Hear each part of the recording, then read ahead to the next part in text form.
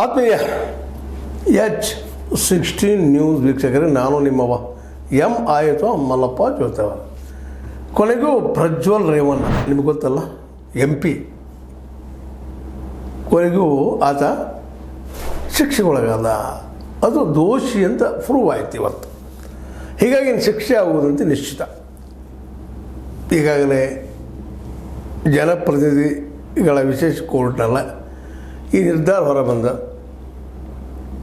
ರೇವಣ್ಣ ಮಗ ಪ್ರಜ್ವಲ್ ದೂಷಿ ಅವನು ಶಿಕ್ಷೆ ಆಗಬೇಕು ಅನ್ನೋದು ನಿರ್ಧಾರ ಕೊಟ್ಟದ ಕೋರ್ಟು. ಇನ್ನು ಯಾಕಂದ್ರೆ ಭಾಳ ಇಷ್ಟು ಜಗಬಾರ್ದಾಗಿತ್ತು. ಯಾಕಂದರೆ ಕಳೆದ ಲೋಕಸಭಾ ಚುನಾವಣೆಯ ಸಂದರ್ಭದಲ್ಲಿ ನಡೆದಂಥ ಘಟನೆ ಇದು.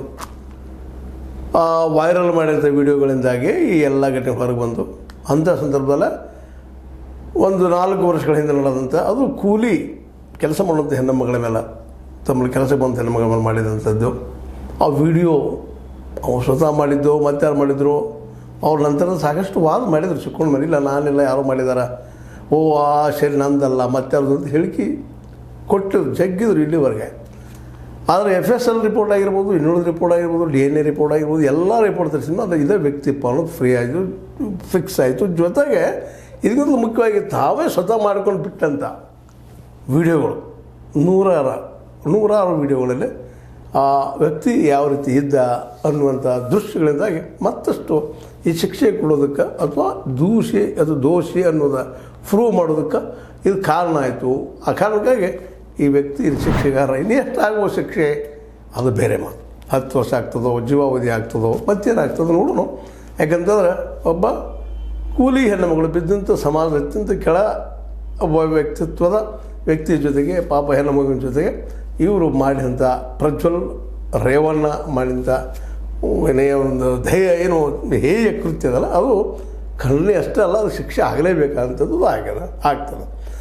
ಇದೊಂದು ಆದರೆ ಇನ್ನೊಂದು ಕಡೆಗೆ ಇದರಿಂದಾಗಿ ವಿಶೇಷವಾಗಿ ಮೇಲಿನ ಕೋರ್ಟಿಗೆ ಹೋಗ್ಬೋದು ಮತ್ತು ಸಮೇತ ಹೋಗ್ಬೋದು, ಏನೋ ಮಾಡ್ಬೋದು. ಅದಷ್ಟು ಸುಲಭದ ಕೆಲಸ ಅಲ್ಲ. ಈಗಾಗಲೇ ಪ್ರೂವ್ ಆಗ್ಯದ, ರೆಡ್ ಹ್ಯಾಂಡಾಗಿ ಸಿಕ್ಕೊಂಡಿದ್ದಾರೆ. ತಾವು ಮಾಡಿದಂಥ ವಿಡಿಯೋಗಳು ತಮಗೆ ಇವತ್ತು ವೈರಿಯಾಗಿಬಿಟ್ಟಿದ್ದಾವೆ. ಅವು ಅದೊಂದೇನು ಮಾಡಲಿಕ್ಕೆ ಆಗಲಿಕ್ಕಿಲ್ಲ ಅನ್ನೋದು ಒಂದು ಯೂನಿವರ್ಸಲ್ ಟ್ರುತ್ ಆಗಿಬಿಟ್ಟದೆ ಇವತ್ತು. ಹೀಗಾಗಿ ಪ್ರಜ್ವಲ ಈ ಶಿಕ್ಷೆ ಘೋಷಣೆ ಆದ ತಕ್ಷಣ, ದೋಷಿ ಅಂತ ಪ್ರೂವ್ ಆದ ತಕ್ಷಣ ಅಳ್ತಾ ಇದ್ದರು ಅಂತೇಳಿ ಮಾಧ್ಯಮದಲ್ಲಿ ಸುದ್ದಿಗಳು ಬಂದು. ಈಗ ಏನು ಮಾಡೋದು ಪ್ರಯೋಜನ ಅದು? ಯಾಕೆಂದ್ರೆ ಯಾವುದೇ ವ್ಯಕ್ತಿ ತಪ್ಪು ಮಾಡೋದಕ್ಕೆ ಮೊದಲು ಒಮ್ಮೆಲ್ಲ ಹಲವು ಸಲ ಚಿಂತನೆ ಮಾಡಬೇಕಾಗ್ತದ, ಹಲವು ಸಲ ಯೋಚನೆ ಮಾಡಬೇಕಾಗ್ತದೆ, ಆಮೇಲೆ ಹೆಜ್ಜೆ ಇಡಬೇಕಾಗ್ತದೆ. ಅದರಿಂದ ಅವಿವೇಕದ್ದು, ಅತಿರೇಕದ್ದು, ಅತಿ ಕಾಮದ್ದು ಏನೋ ಕಾರಣ, ಅತಿ ಪಾಳೆಗಾರಿಕೆಯ ದುಡ್ಡಿನ ಮದವೋ ಮನುಷ್ಯನ ತಪ್ಪು ಹಾದಿಗೆ ಇಳಿಸಿದ್ದು ಅನ್ನೋದು ಎರಡು ಮಾತಿಲ್ಲ.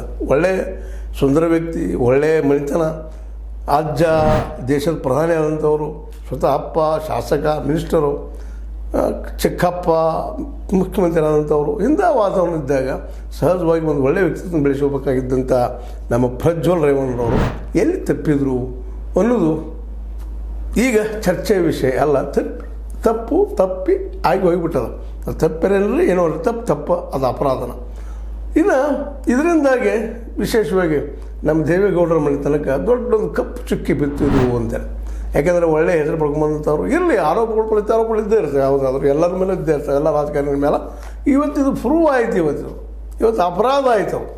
ಆರೋಪ ಬೇರೆ, ಅಪರಾಧ ಬೇರೆ. ಈಗಾಗಲೇ ಆರೋಪಗಳು ಮುಖ್ಯಮಂತ್ರಿ ಆಗಿದ್ದಂತಹ ನಮ್ಮ ಕುಮಾರಸ್ವಾಮಿಗಳ ಮೇಲೆ, ದೇವೇಗೌಡರ ಮೇಲೆ ಆರೋಪಗಳಿದ್ದಾವೆ, ಅವ್ರ ಕುಟುಂಬದ ಮೇಲೆ ಆರೋಪ ಇದ್ದಾವೆ, ಸಾಕಷ್ಟು ಆರೋಪಗಳಿದ್ದಾವೆ. ಆ ಮತ್ತು ಬೇರೆ ಕುಟುಂಬ ರಾಜಕಾರಣ ಅಂತೇಳಿ ಟೀಕೆ ಮಾಡ್ತಾ ಇರ್ತೀವಿ ನಾವೆಲ್ಲರೂ.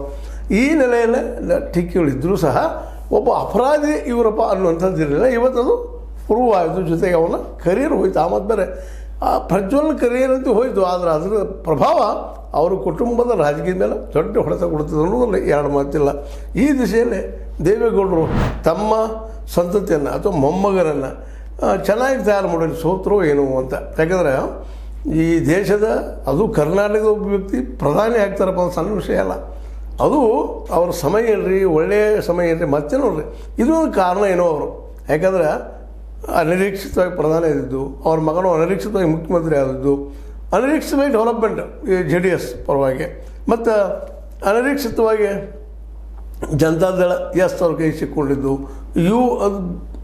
ಅದು ಏನಪ್ಪ ಅಂತಂದ್ರೆ ತನ್ನ ಸ್ಥಾನ ಬಾಜುಗೆ ಸರಿದು ಹೋಗಿದ್ದು ಇವೆಲ್ಲ ಕಾರಣಗಳಿಂದಾಗೆ ಇವತ್ತು ಒಂದು ಅವರಲ್ಲಿ ತಲೆಯಲ್ಲಿ ಏನೈತಪ್ಪ ಅಂದ್ರೆ ಒಂದು ದೈವದಿಂದ ಅಂದ್ರೆ ಆಗ್ಲಿಕ್ಕೆ ಸಾಧ್ಯ ಇಲ್ಲ ಅನ್ನುವಂಥ ಒಂದು ಮಾನಸಿಕ ಸ್ಥಿತಿಯಿಂದಾಗಿ ತಮ್ಮ ಮೊಮ್ಮಕ್ಕಳನ್ನಾಗಿರ್ಬೋದು ಮಕ್ಕಳನ್ನಾಗಲಿ ಕೆಲವೊಂದು ಕುಮಾರಸ್ವಾಮಿಗಳ ಮೇಲೂ ಆರೋಪಗಳಿದ್ದಾವೆ ಮತ್ತು ಬೇರೆ ಎಲ್ಲೂ ತಪ್ಪಿದ್ರೇನೋ ಅಂತೇಳಿ.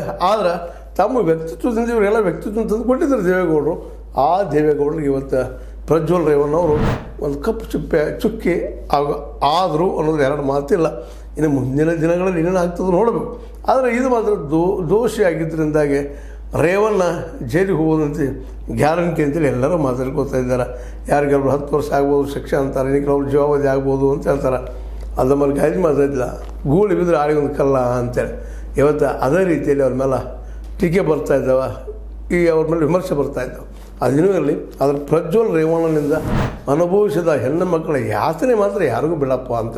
ಯಾಕಂದರೆ ಕೆಲವೊಂದು ಆ ಸಂದರ್ಭದಲ್ಲಿ ಚುನಾವಣೆ ಸಂದರ್ಭದಲ್ಲಿ ಇವ್ರ ಮೇಲಿನ ಶೇಡಿಗಾಗಿ ಪಾಪ ಯಾರೋ ಅಮಾಯಕ ಹೆಣ್ಮಕ್ಕಳು ಬಲಿ ಆದರು ಅನ್ನೋದು ಅಷ್ಟು ಸತ್ಯದ. ಕೆಲವೊಂದು ಜನ ಹೊಳೆ ನರಸಪ್ಪ ಬಿಟ್ಟು ಹೋದರು, ಮತ್ತೇನೋ ಮಾಡಿದರು. ಆ ಸಮಯದಲ್ಲಿ ಯಾವ ರೀತಿ ಚುನಾವಣೆ ಸಮಯದಲ್ಲಿ ಎಷ್ಟು ರೇವಣ್ಣಗೆ ಹೊಡೆದು ಬಿತ್ತು, ಅದಕ್ಕೆ ಹೆಚ್ಚು ಹೆಣ್ಮಕ್ಳಿಗೆ ಹೊಡೆದು ಬಿದ್ದಂಥದ್ದು ನಾವು ಗಮನಿಸ್ಬೇಕಾಗಿದೆ ಅಂತೇನು. ಇದನ್ನೆಂದೂ ಮರೀಲಿಕ್ಕೆ ಆಗೋದಿಲ್ಲ ಘಟನೆಯನ್ನು. ಭಾಳಷ್ಟು ಹೆಣ್ಮಕ್ಳು ಭಾಳಷ್ಟು ನೋವು ಉಂಡಿದ್ರು ಅನ್ನೋದ್ರಲ್ಲಿ ಎರಡು ಮಾತು ಇಲ್ಲ. ಹೀಗಾಗಿ ಪ್ರಜ್ವಲ್ ರೇವಣ್ಣನ ಮೇಲೆ ಈಗೇನು ಪ್ರೂವ್ ಆಗ್ಯದ ಈ ಒಂದು ದೋಷ ಮುಂಬರುವ ದಿನಗಳಲ್ಲಿ ಈ ಕುಟುಂಬಕ್ಕೆ ಅಂದರೆ ದೇವೇಗೌಡ ಕುಟುಂಬಕ್ಕೆ ನಿಶ್ಚಿತವಾಗಿ ಹೊಡೆತ ಕೊಡ್ತನ್ನೋದು ಎರಡು ಮಾತಿಲ್ಲ. ಅದೇನೋ ಒಟ್ಟಿನಲ್ಲಿ ಇತ್ತೀಚೆಗೆ ನಮ್ಮ ನಿಖಿಲ್ ಕುಮಾರಸ್ವಾಮಿಗಳು ರಾಜ್ಯ ಮಟ್ಟದಲ್ಲೇ ಇದನ್ನು ಕಟ್ಟಬೇಕಪ್ಪ ನಾವು ಈ ಒಂದು JDS ಅಂತ ಓಡಾಡ್ತಾಯಿದ್ರು, ಪ್ರಯತ್ನ ಮಾಡ್ತಾ ಇದ್ದಾರೆ, ಎಲ್ಲರಿಗೂ ಭೇಟಿ ಆಗ್ತಾ ಇದ್ದಾರೆ, ಇಡೀ ರಾಜ್ಯ ತುಂಬ ತಮ್ಮ ಕಾಲಿಗೆ ಚಕ್ರಗಳು ಅಡ್ಡಾಡ್ತಾ ಇದ್ದಾರೆ. ಆದರೆ ಇಂಥ ಒಂದು ಘಟನೆಯಿಂದಾಗಿ ಎಷ್ಟೋ ಪಾಲು ಮತ್ತು ಹಿಂದಕ್ಕೆ ಹೋದಂಥ ಒಂದು ಅನುಭವ ಅವ್ರಿಗೂ ಆಗಿರ್ಬೋದು.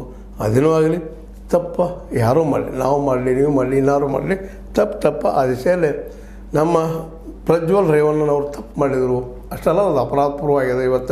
ಇವತ್ತು ಯಾವುದೇ ದೃಷ್ಟಿಯಿಂದಲೂ ಅವ್ರು ಉಳಿದು ಭಾಳ ಕಷ್ಟ ಅದ. ಯಾಕಂದ್ರೆ ಅವರು ಮಾಡಿದ ವಿಡಿಯೋಗಳು ಯಾಕೆ ಮಾಡಿದರು, ಏನು ಕಾರಣ ಮಾಡಿದರು, ಯಾವ ಖುಷಿ ಪಡಿಸೋರಾಗಿ ಮಾಡಿದರು, ಅವು ಇವತ್ತು ಅವ್ರಿಗೆ ವೈರಿ ಅದು ಮತ್ತು ಅವರು ಅಪರಾಧಿ ಅಂತೇಳಿ ಪ್ರೂವ್ ಆಗ್ಯದವ.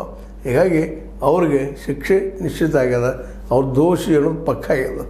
ಇನ್ನೇನಿದ್ರು ಜಡ್ಜ್ ಅವರು ಕೊಡ್ತಿರುವಂಥ ನಿರ್ಧಾರದ ಮೇಲೆ ಎಷ್ಟಾಗ್ಬೋದು ಅನ್ನುವಂಥದ್ದು ನಾಳೆ ಆಗ್ಬೋದು, ನಾಡಿದ್ದು ಆಗ್ಬೋದು, ಜಲ್ದಿ ಆಗ್ತದೆ. ಘೋಷಣೆ ಆಯ್ತಂದ್ರೆ ನಿಶ್ಚಿತವಾಗಿಯೂ ಆ ಶಿಕ್ಷಣ ಅನುಭವಿಸುವಂಥದ್ದು ಬರ್ಬೋದು. ಇಲ್ಲ ಅದಕ್ಕೆ ತಡೆನೂ ತರುವಂಥದ್ದು ಏನೋ ಅನುಕೂಲಗಳು ಏನು ಸಾಧ್ಯವೇ. ಯಾಕಂದ್ರೆ ಆರ್ಥಿಕವಾಗಿ ಬಲಿಷ್ಠರಿರೋದರಿಂದ, ಸಾಮಾಜಿಕವಾಗಿ ಸ್ಟೇಟಸ್ ಇರೋದರಿಂದಾಗಿ ಸಹಜವಾಗಿ ಈ ದೇವೇಗೌಡರ ಕುಟುಂಬ ಬಲಿಷ್ಠ ಇರೋದರಿಂದ ಇನ್ನೂ ಸ್ವಲ್ಪ ನಿರ್ಣಯ ಅದು ಶಿಕ್ಷೆಯ ಪ್ರಮಾಣ ಹೆಚ್ಚು ಕಡಿಮೆ ಆಗ್ಬೋದೇನೋ, ಏನಾಗ್ತದೆ ನೋಡೋದು ಅದು ಬೇರೆ ವಿಷಯ, ನೋಡಲೇಬೇಕಾದಂಥದ್ದು. ಒಟ್ಟಾರೆಯಾಗಿ ದೇವೇಗೌಡರ ಕುಟುಂಬಕ್ಕೆ ನಮ್ಮ ಪ್ರಜ್ವಲ್ ರೇವಣ್ಣವರು ಒಂದು ಶಾಪ ಆದಂಗಾಯಿತು ಕೊನೆಯ ಕಾಲದಲ್ಲೇ. ಮತ್ತು ಅವ್ರ ಜೀವಿತದ ಅಂತಿಮ ಕಾಲದಲ್ಲಿ ನಮ್ಮ ದೇವೇಗೌಡರಿಗೆ ಈ ಘಟನೆ ಆಗಿದ್ದು ಭಾಳಷ್ಟು ನೋವನ್ನು ಅವ್ರಿಗೆ ತಂದಿರಬೇಕು. ಯಾಕಂದ್ರೆ ಇದು ಯಾರೂ ತಲೆಗೆ ಎತ್ತಲಾರದ ವಿಷಯ. ಯಾಕಂದ್ರೆ ನಮ್ಮ ಮೊಮ್ಮಗ ಹಿಂಗೆ ಅಂತಂದಾಗ ಸಹಜವಾಗಿ ಎಲ್ಲರೂ ಮಾತಾಡೋದು, ಟೀಕೆ ಮಾಡೋದು ನಡೀತಿರ್ತಾವೆ. ಆ ಎಲ್ಲ ನೆಲೆಯಲ್ಲಿ ಈಗ ಆದಂಥದ್ದು ಮಾತ್ರ ಏನಪ್ಪ ಅಂದ್ರೆ ಮರೆಯಲಾರದ ಒಂದು ಕಪ್ಪು ಚುಕ್ಕೆ ದೇವೇಗೌಡರ ಕುಟುಂಬಕ್ಕೆ. ಅದು ಯಾವ ರೀತಿಯಾಗಿ ಅವರು ಮರಿತಾರೋ ಅಥವಾ ಉಳಿಸ್ಕೊಂಡು ಹೋಗ್ತಾರೋ ಅವ್ರಿಗೆ ಬಿಟ್ಟಿದ್ದು.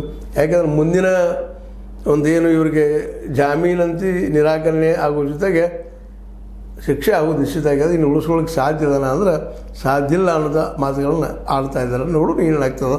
ಆದರೆ ಈ ನಮ್ಮ ಪ್ರಜ್ವಲ್ ರೇವಣ್ಣಗೆ ಮಾತ್ರ ಶಿಕ್ಷೆ ಗ್ಯಾರಂಟಿ ಆಗ್ತದೆ ಅಂತೇಳಿ ನಮ್ಮ ಎಲ್ಲ ಪ್ರಾಜ್ಞರು ಮಾತಾಡ್ತಾ ಇದ್ದಾರೆ ಅಂತ ಹೇಳ್ತಾ, ಇದು ನಿಮ್ಮ ಲೈಕ್ ಆಗಿರ್ಬೋದು. ಲೈಕ್ ಮಾಡಿ, ಶೇರ್ ಮಾಡಿ, ಕಮೆಂಟ್ ಮಾಡಿ, ಜೊತೆ ಸಬ್ಸ್ಕ್ರೈಬ್ ನಿಲ್ಲಿಸಬೇಡ್ರಿ. H60 ನ್ಯೂಸ್ ಸೀತಾರಾಮ ಸತ್ಯಕ್ಕಾಗಿರಲಿ ವಂದನೆಗಳು.